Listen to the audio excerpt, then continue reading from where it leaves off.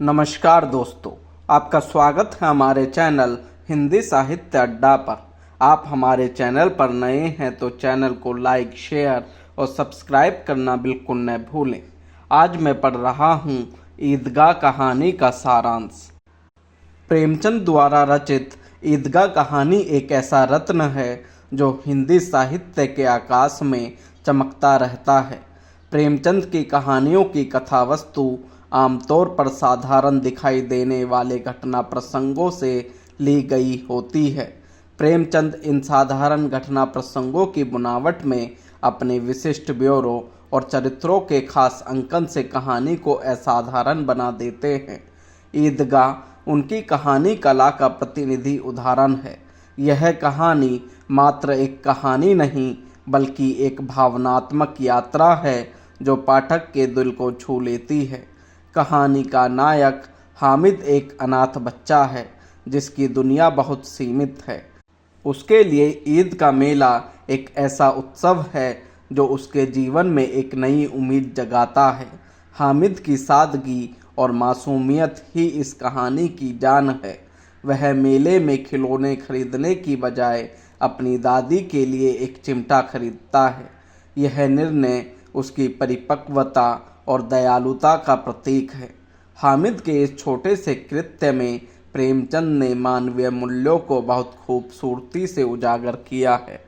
कहानी का प्रारंभ इस वर्णन से होता है कि रमजान के 30 रोज़ों के बाद आज ईद आई है।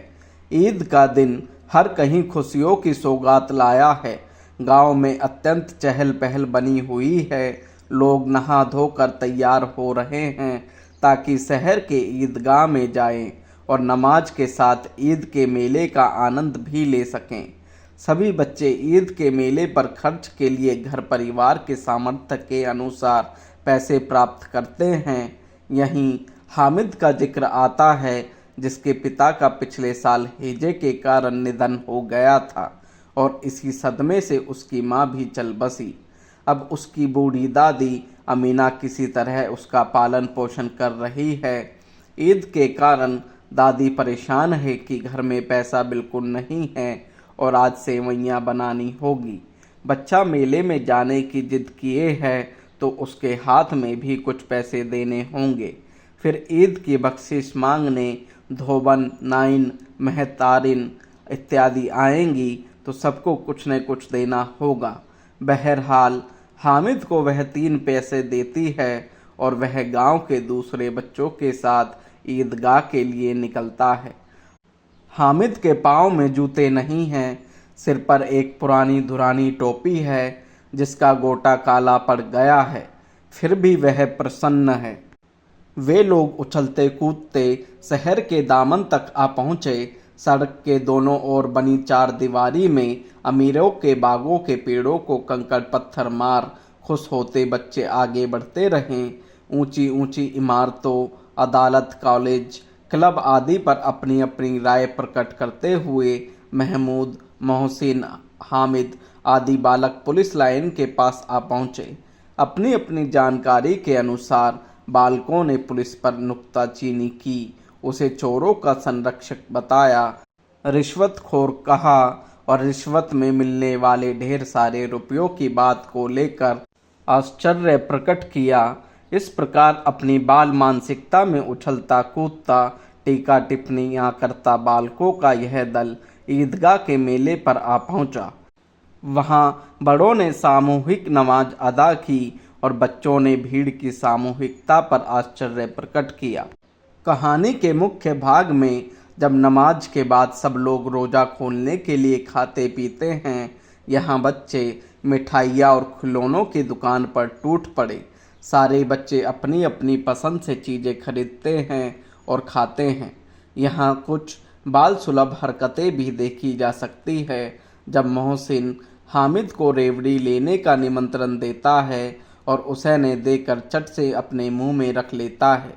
इससे पहले मेले में झूले चक्री और खिलौनों की दुकानें आती है जहां से भी बच्चे अपनी अपनी पसंद से कुछ न कुछ लेते हैं। यह चरखी है, लकड़ी के हाथी, घोड़े, ऊंट छड़ों में लटके हुए हैं। 1 पैसा देकर बैठ जाओ और 25 चक्करों का मजा लो। महमूद और मोहसिन और नूरे और समी इन घोड़ों और ऊँटों पर बैठते हैं। हामिद दूर खड़ा है, 3 ही पैसे तो उसके पास हैं, अपने कोष का 1/3 जरा सा चक्कर खाने के लिए नहीं दे सकता। इस प्रकार सभी बच्चे अपनी इच्छानुसार मिठाइयाँ और खिलौने खरीदते रहे, पर बेचारा हामिद अपनी बालक बुद्धि के अनुसार तरह तरह के तर्क करके उन चीज़ों को खरीदने से बचता रहा।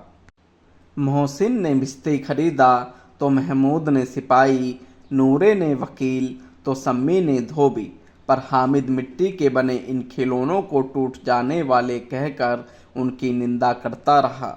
हामिद उन खिलौनों की निंदा करता हुआ कहता है, मिट्टी ही के तो हैं, गिरे तो चकनाचूर हो जाएं, लेकिन ललचाई हुई आंखों से खिलौनों को देख रहा है और चाहता है कि जरा देर के लिए उन्हें हाथ में ले सकता। उसके हाथ अनायास ही लपकते हैं, लेकिन लड़के इतने त्यागी नहीं होते हैं, विशेषकर जब अभी नया शौक है। हामिद ललचाता रह जाता है। खिलौने मिठाइयों के बाद लोहे की चीज़ों की दुकानें थी, अतः वहाँ कोई आकर्षण न देख सभी बच्चे आगे निकल गए, किंतु हामिद की नज़र लोहे के सामानों की एक दुकान पर जाती है और यहाँ एक चिमटा देखकर हामिद लोहे की दुकान पर रुक जाता है। कई चिमटे रखे हुए थे। उसे ख्याल आया, दादी के पास चिमटा नहीं है। तवे से रोटियां उतारती है तो हाथ जल जाता है। अगर वह चिमटा ले जाकर दादी को दे दे तो वह कितना प्रसन्न होगी, फिर उनकी उंगलियां कभी न जलेगी। खिलौने से क्या फ़ायदा, व्यर्थ में पैसे खराब होते हैं। जरा देर ही तो खुशी होती है, फिर तो खिलौनों को कोई आंख उठाकर नहीं देखता। चिमटा कितने काम की चीज़ है। रोटियां तवे से उतार लो, चूल्हे में सेंक लो। कोई आग मांगने आए तो चटपट चूल्हे से आग निकाल कर उसे दे दो। अम्मो बेचारी को कहाँ फुर्सत है कि बाजार आए, और इतने पैसे ही कहाँ मिलते हैं, रोज हाथ जला लेती हैं। हामिद हिम्मत कर उस चिमटे का दाम पूछता है तो जवाब मिलता है 6 पैसे। उसके पास कुल 3 पैसे ही तो थे। वह मोल भाव कर 3 पैसे में चिमटा खरीद लेता है। अब उसके दोस्त चिमटे का उपहास उड़ाते हैं, लेकिन हामिद अपने चिमटे के गुण गिनाता हुआ उनके मिट्टी के खिलौनों को धता बता देता है, और इस बहस में अंततः सभी स्वीकार कर लेते हैं कि चिमटा वास्तव में रुस्तमे हिंद है। घर पहुंचने तक सभी के खिलौने तो एक एक करके टूट गए, पर हामिद का चिमटा बचा रहा। कहानी के अंत में हामिद दादी को चिमटा दे, उससे पहले प्रेमचंद दूसरे बच्चों के खिलौनों की परिणति बताना जरूरी समझते हैं। मोहसिन की छोटी बहन ने दौड़कर भिश्ती उसके हाथ से छीन लिया और मारे खुशी के जा उछली, तो मियाँ भिश्ती नीचे आ रहे और सुरलोक सिधारे।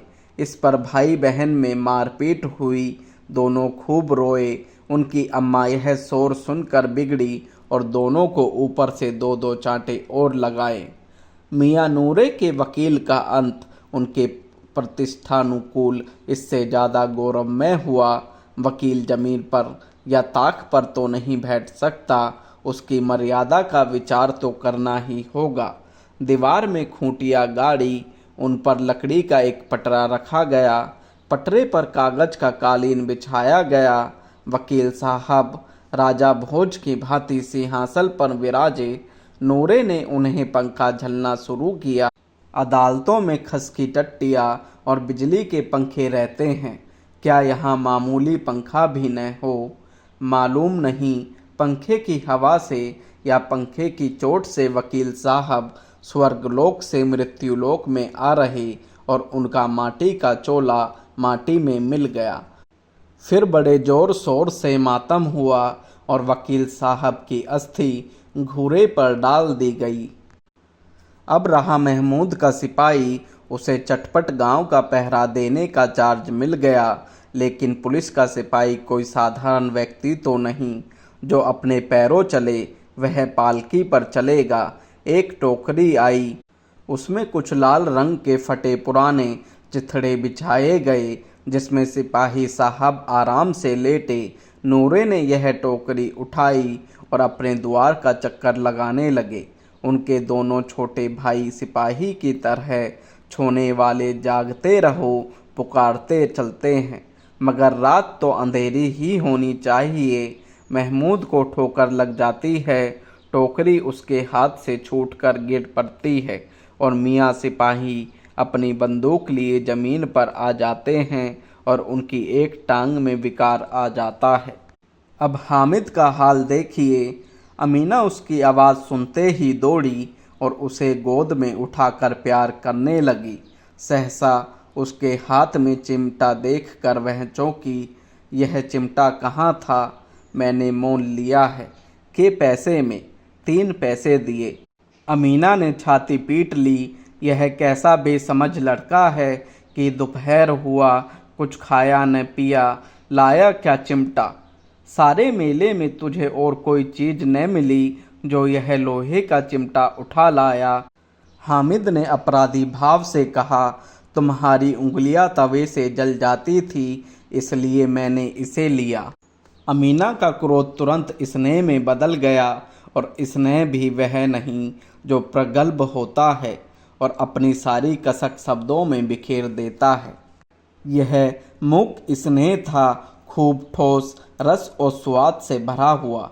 बच्चों में कितना त्याग, कितना सद्भाव और कितना विवेक है। दूसरों को खिलौने लेते और मिठाई खाते देखकर इसका मन कितना ललचाया होगा। इतना जब्त इससे हुआ कैसे? वहाँ भी इसे अपनी बुढ़िया दादी की याद बनी रही।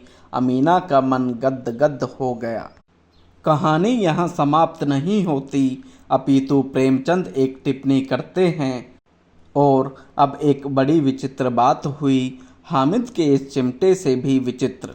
बुढ़िया अमीना बालिका अमीना बन गई। वह रोने लगी, दामन फैलाकर हामिद को दुआएं देती जाती थी और आंसू की बड़ी बड़ी बूंदें गिराती जाती थी। हामिद इसका रहस्य क्या समझता?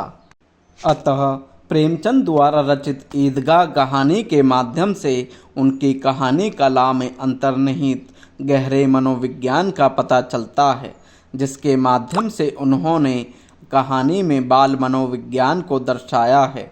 प्रेमचंद का अमीना को बालिका और हामिद को बूढ़ा कहना सामान्य नहीं है। वस्तुतः यहाँ प्रेमचंद यह दर्शा रहे हैं कि अभावग्रस्तता किस तरह एक बालक का सामान्य बचपन नष्ट कर देती है कि वह बुजुर्गों की तरह आचरण करने लगता है। बच्चों का इस तरह समय से पहले परिपक्व होना किसी भी समाज के स्वस्थ होने का लक्षण नहीं है। वीडियो को पूरा सुनने के लिए आपका बहुत बहुत धन्यवाद।